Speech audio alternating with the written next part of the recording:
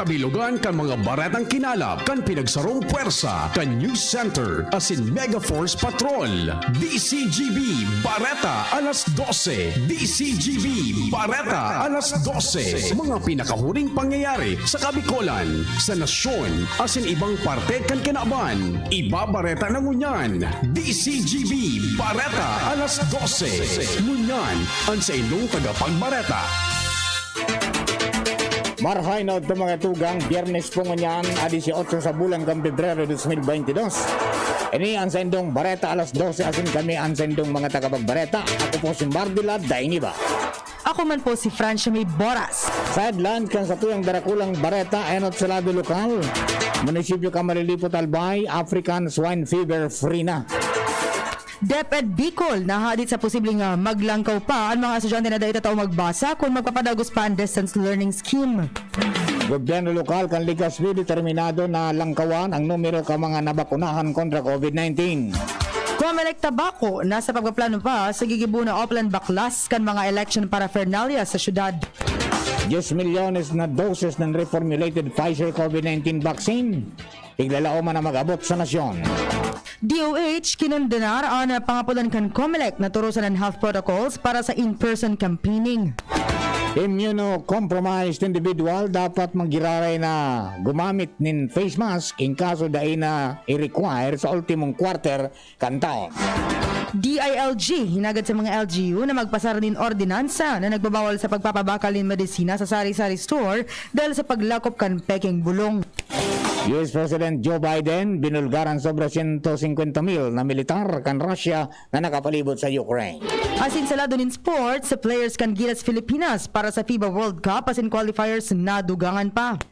Yan ang headlines. Kunyan sa detalye sa mga bareta enot sa lado lokal. Ang baretang ini hatod sa Indokan. GSM Blue. Choose what's true. Choose GSM Blue. Pwede ng padakulon na naman ang pagkatama nin urig ka mga aggressor sa malilipat albay tanganing madugangan ang supply nin urig sa nasabing lugar. Ini ang nagluwas matapos na si Albay Provincial Veterinary Services Chief Pancho Amelia nagpadaranin kasuratan kay Alcalde Rolly Bulante kanasabing banwaan na nagsasabi na ang malilipot deklarado ng libre sa African Swine Fever. Dahil kay ni may orden naman si Bulante sa mga nagataman nin urig na pwede ng padakulon ang pagataman kanasabing hayop matapos na enot nang nagsuspendir ini kan mga nakaaging bulan dahilan sa ulakit kan ASF. Ang baretang ini hatod sa Indokan. United Home CTAP. Ang vitamin C na mula sa Unilab. May sukli ka pa. Nahahadit ang Department of Education Bicol sa posibilidad na maglangkaw pa ang numero kan mga estudyanteng dahil tataw magbasa kung magpapadagos ang distance learning scheme. Iniyan inako ni DepEd Bicol Regional Director Gilbert Sadsad kung sa insayang sinabi na posibleng masayang ang mga pigigibong espersos kan mga maestra tanganing mapababa ang numero kan mga aki na dahil patataw magbasa. Sigun kay Sadsad, basado sa inang datos asin monitoring bago pa man magkaigwanin pandemya ang COVID-19, talagang dakulang porsyento kan mga estudyante nag-eskwela anday tataw magbasa.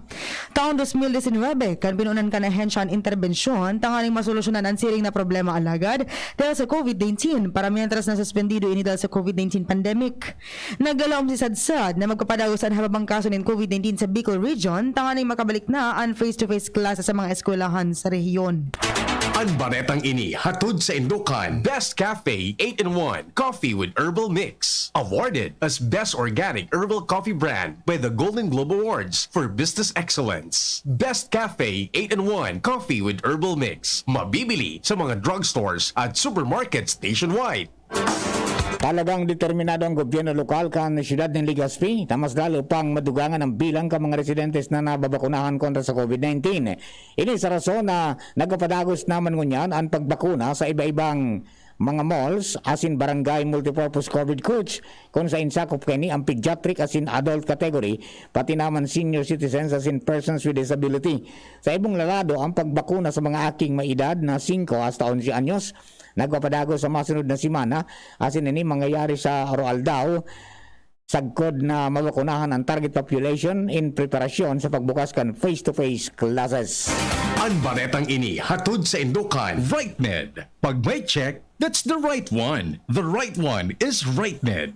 Nasa pagpaplano ang Tabaco City Commission on Election para sa Oplan Baklas kontra sa mga illegal na campaign posters kan mga national candidate.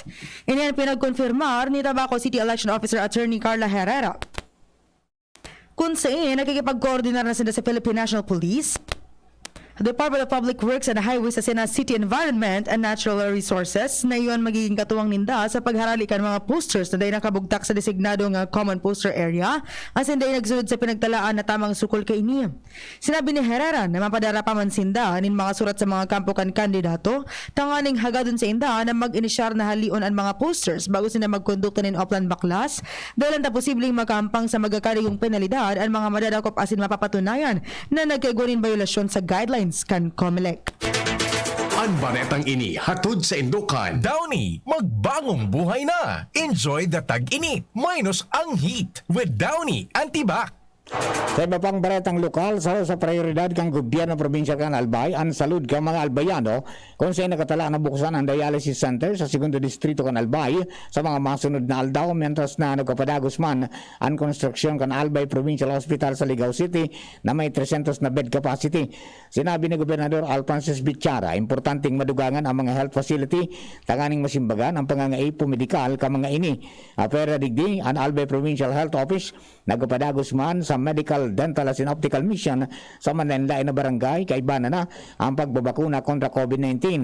Nangapudan si Bichara sa mga Albayanos na aprobicharan ang mga serbisyo medikal na pig-opresir sa inda kaibana na ang COVID-19 vaccination.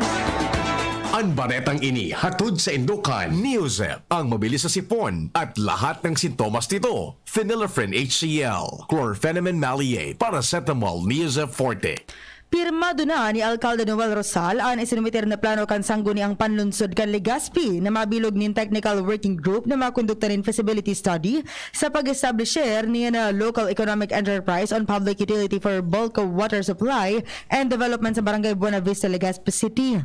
Taon 2021 kan magbutuan siring na plano dahil ang urual daw ang agrangay kan mga Legazpenyo sa kawaran nin supply nin tubig kun kaya tulos man na nagbisita ang City Engineering Office sa paginganot ni Engineer Clemente Ibo, tangaling mahiling ang lugar na posibleng pagkuhaan ng dugang na supply ng tubig sa syudad.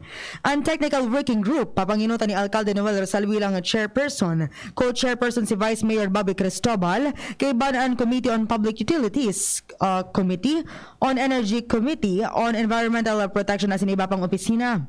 Sigun sa resolution, oras na maaprobaran ang pag-aadal, tulos na papunan ang construction kay ni, tangaling masolusyonan ang oral daw na problema sa tubig kan mga Legazpenyo.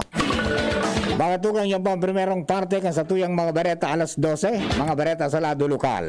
Ang bareta sa lado nasyonal, ibang nasyon ni sports sa siniba pa, makalis lang kayo. Sa mga mahihilig magkape, narito ang bagong instant coffee, Jim's Grandi Coffee Mix. May 3 variants na pagpipilian, Jim's Grandi White, Jim's Grandi Brown, at Jim's Grandi Black. Jim's Grandi Coffee Mix, sakto sa inyong panlasa. Swak din ito sa ating bulsa dahil $5.95 lang ang suggested retail price kada sachet. Kaya kung kapeng-kape na, mag-Jim's Grandi Coffee Mix na. Mura na, masarap pa. O, san ka pa? Jim's Grandi Coffee Mix. Produkto ng Goldshine Pharmaceuticals Incorporated. ISO certified. Mabibili sa inyong mga suking tindahan. Mga simpleng empleyado, mandirigma na. Unahan at pahirapan na sa commute. Pagsagabal ang sakit ng katawan, magpapahid-pahid pa ba ako? Magpinakamabilis na Alaksan, Alaksan FR, para tapos ang sakit ng katawan. Pahid-pahid pa ba? Isang Alaksan FR, tapos ang laban. Alagang Unilab yan. Ibuprofen and paracetamol is the generic name of Alaksan FR. If symptoms persist, consult your doctor. Coronavirus ba ang hadlang sa pag-aaral ninyo? Andito na ang Southern Luzon Technological College Foundation Incorporated ay gumawa ng hakbang ng mga gustong mag-aral sa junior, senior high school at kolehiyo. Ang SLTCFI ay handang umagapay sa mga mag-aaral upang may pagpatuloy ang kanilang pag-aaral at pagharap sa new normal o sa makabagong panahon na ating kinakaharap. Sila ay nag-o-offer ng flexible blended learning o online or offline/modular classes kung may sapat na gadget o may maayos na internet connection. connection, maaari niyang piliin ang online classes. At kung ang estudyante naman ay walang sapat na gadget at walang maayos na internet connection, maaari niyang piliin ang offline/modular classes. Sa ganitong paraan, malaki ang matitipid ng mga magulang, wala na silang iisipin na pamasahe, paon at iba pa na kinakailangan. Ngayon, mas magagabayan palalo ng mga magulang ang kanilang mga anak at higit sa lahat, masisiguradong mapaprotektahan pa sila sa mga pwedeng masagap sa labas tulad ng COVID-19. SLTCFI course offered Junior High School, Grade 7 to Grade 10, Senior High School, Grade 11 to Grade 12 with academic track, STEM, GAS, ABM, and HUMSS. College, Bachelor of Secondary Education, majors in English, Mathematics, and Filipino. Bachelor of Technical Vocational Teacher Education Program, Bachelor of Science in Business Administration, major in Human Resource Development Management, major in Business Process Service Management, and major in Financial Management, Bachelor of Tourism Management, Bachelor of Science in Computer Science, Bachelor of Science in Information System, Associate in Computer Technology. What are you waiting for? Enroll now in our online registration. Visit www.sltcfi.com/ENROL. And for more information, please contact us at 0977-147-3488. Basta SL, wow! Pabili ng vitamin C, yung abot kaya ha. Tsaka gawang Unilab. Ma'am, United Home CTAB. United Home CTAB. Abot tayong vitamin C na gawa ng Unilab. May sukli ka pa. Unilab yan. Ascorbic acid is the generic name of United Home CTAB. If symptoms persist, consult your doctor. Basta man siya, di kailangan ng mamahaling panlabas. Sa Surf Linis ay todo at aming best ever bango. Ang surf na gamit nyo na with our best ever bango. Sa Surf Linis ay todo at aming best ever bango. Ang surf na gamit nyo, todo linis at aming best ever bango. New Surf with Active Clean with our best ever bango versus previous formulations. Todo linis na singgaling ng mamahalin based on technical test versus Brand X powder on polyester. Ang surf na gamit nyo, todo linis at aming best ever bango. Ito po si Susan Roses. Pag kailangan ng world-class na gamot na kayang bilhin, hanapin ang check ng RightMed. Maintenance o vitamins, hanapin ang check ng RightMed. Adult or children's medicines, hanapin ang check ng RightMed. Kahit bulak, alcohol, hanapin ang check ng RightMed. Pag may check, that's the right one. The right one is RightMed. RightMed, 2 dekada ng tiwala at alaga. If symptoms persist, consult your doctor. Knock knock! Who's there? Ako, Maba. Ako maba. Who? Amoy ang heat, ang damit. Summer Bomber. Enjoy tag-init, minus ang heat. Magbangong buhay na this summer. Use Downy with all-day kapit bango technology. Knock knock! Who's there? Ako, Mabang. Ako mabang. Who? Magbangong buhay na. Wag juicy. Lahat i-Downy! Magbangong buhay na! Enjoy the tag-init minus ang heat with Downy. Usapang Rayuma. Aroy, naggamot na ako pero sumakit ulit. Hindi pala long-lasting ang gamot ko. Mahal. Ang magaling dyan, Skelan. Todo long-lasting ang ginhawa up to 12 hours. Mas tipid kaysa leading na Proxen brand. 950 SRP lang. Magaling nga. Sa Skelan, mas gagaling ka. May anti-maga na wala ang paracetamol. Unilab yan. Naproxen sodium is the generic name of Skelan. If symptoms persist, consult your doctor. Kaping nagpapalakas ng katawan, nagpapalakas ng resistensya at immune system. Mixed Herbal Coffee, herbal at natural. Na-experience ko po na malakas ang pangangatawan ko. Less po ang di masyado akong nagkakaroon ng mayorita at nagagampanan ko po ang pang-araw-araw kong activities sa center. At yung pong resistance ko sa stress. And then, basta malakas ang aking pangangatawan. Ako po si Sister Lota Spirito, 75 years old po ako. Nakatira sa Villa Marila. Pruweba sa kaepektibo ng Doc Alternativo Formula para sa natural na lunas. Ang Mixed Herbal Coffee, mabibili sa Doc Alternativo Center sa Legazpi Branch, Zone 19, Rizal Avenue, 2nd floor, Paxson Building, Barangay Cabangan, sa Sorsogon Branch, Rizal Street, Barangay Piot, Sorsogon City, in front of Emilianum College. Ang Mixed Herbal Coffee, ma-order online, door-to-door delivery sa alternativoshop.com. alternativoshop.com. Sa pagkapadagos sa mga bareta alas 12 sa bareta sa Lado Nasyonal, tiglalauman ang pag-abot sa nasyon kan 10 million doses ng reformulated Pfizer COVID-19 vaccine na gagamitin para sa aking edad 5 sagod 11 anyos sa second quarter kan 2022. Sinabi ni National Vaccination Operations Center NVOC Chairperson Mirna Kabutahe, nangunya na bulan 5 million doses na kabilugan ang maabot sa Pilipinas. Sigong kay Kabutahe, dahil sa 5 milyon na bakunang maabot sa nasyon, ngunya na Pebrero, pwedeng makapagbakunas nin sagkod 2.5 milyon na mga aki. Sa ngunyan, 3 batch na kan reform Pfizer vaccine sa nagabot sa nasyon na tig 780,000 doses. Paliwanag pa kaini, ang pagbakuna sa mga aking edad 5 sa 11 anyos iyo ang supply dependent dahil man sa global shortage. Base sa pinakauring datos kan Department of Health, maabot na sa 263,000 na mga aking edad 5 sa 11 anyos ang nakaresibi kan sa edang first dose. Makusog na kinundinar ni Department of Health o DOH Secretary Francisco Duque III ang mga pangako na naturosan ang ipinapautog na Health Protocols kan Commission on Elections sa COMELEC para sa in-person campaigning sa tahukan pandemya. Sigun kay Duque, may kukonsiderar pang premature ang plano dahil apisar ka nakaligtas na ang patakot kan Omicron yaon pa man girarayan virus.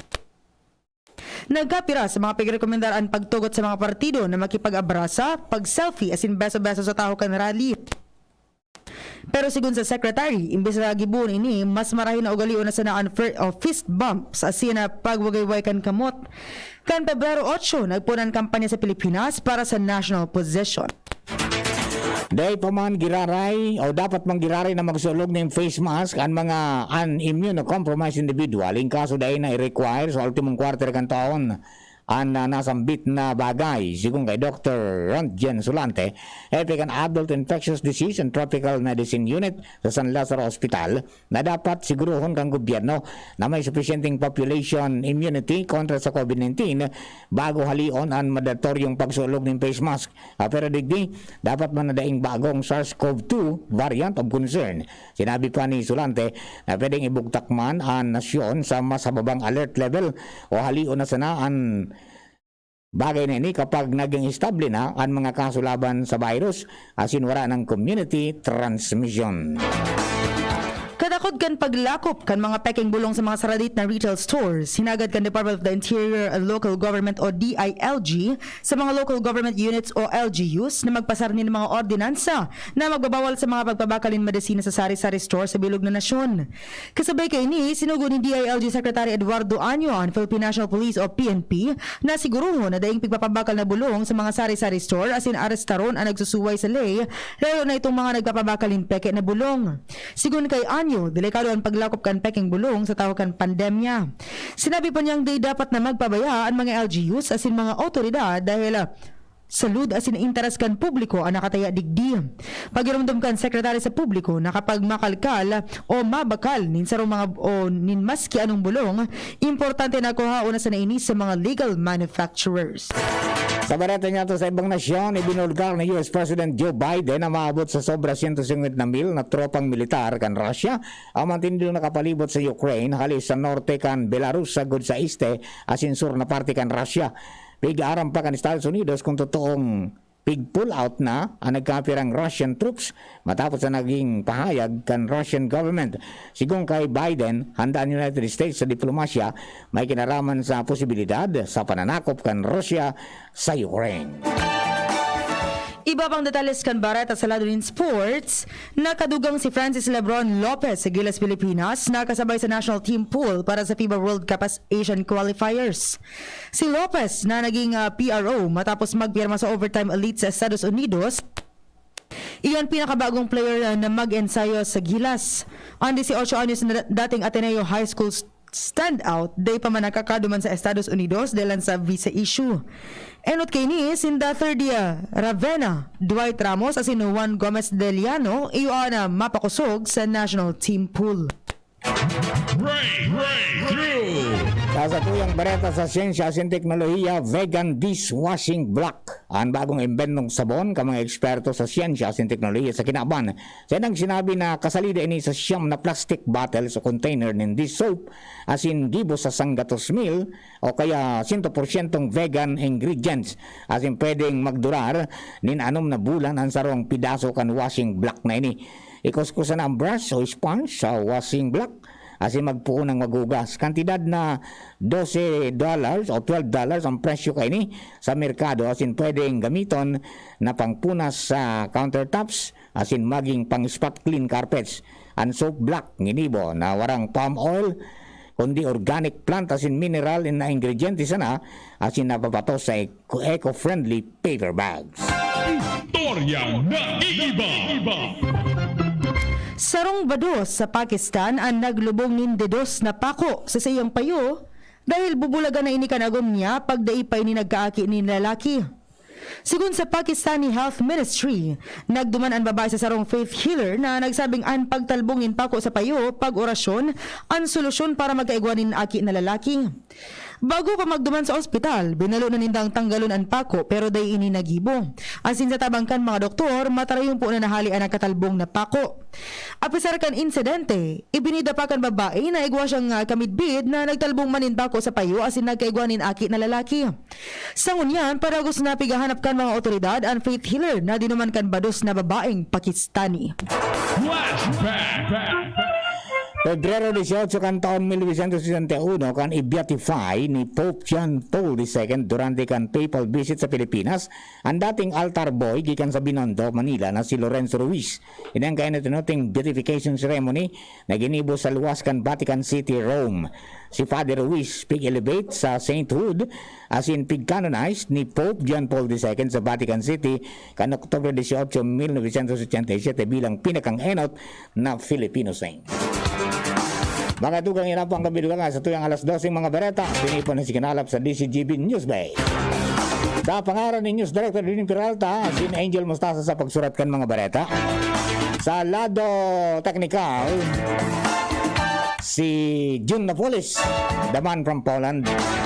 Tiringman si Richard Astor sa DCGB Social Media Department. Kami po ang sedong naging tagapagbareta. Ako po si Mardila Daingiba. Ako man po si Francia May Boras.